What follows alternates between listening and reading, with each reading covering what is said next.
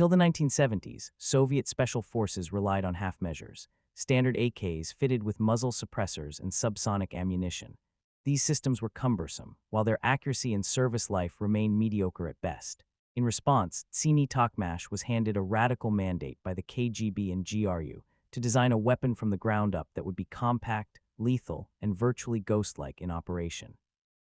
By 1983, the requirements were set in stone: stealthy elimination of targets at ranges up to 400 meters, guaranteed penetration of Army helmets at maximum distance, modular disassembly for concealed carry, and full compatibility with the latest generation of day and night optics.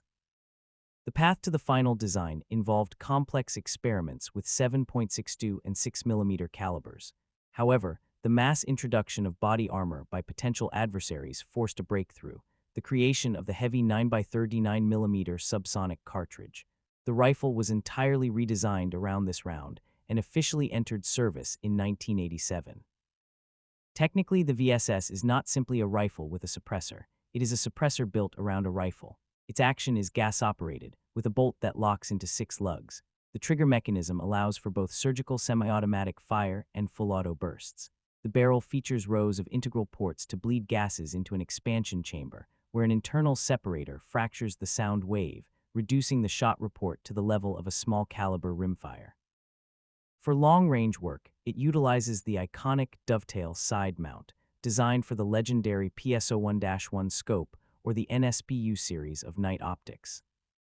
An interesting fact is that, specifically by order of the KGB, the rifle functions as a modular kit. It can be stripped into 3 main components and packed along with accessories into a compact leather attaché case. Deploying the system from this businessman's case into full combat readiness takes less than 60 seconds.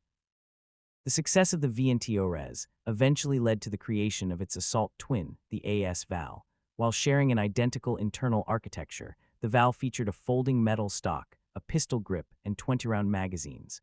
Both weapons are fully unified in terms of ammunition and parts, making them the ideal duo for clandestine special operations.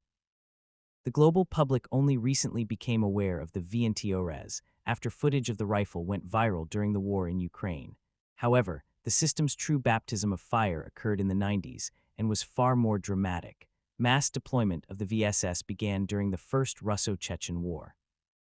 Amidst fierce combat, including the tragic encirclement of a GRU unit in January 1995, dozens of rifles fell into the hands of Chechen fighters. Numerous archival photos from that era, showing Chechen fighters posing with captured Vintorez rifles, serve as the best, albeit grim, confirmation that this weapon was considered a highly prized trophy in the mountains of the Caucasus.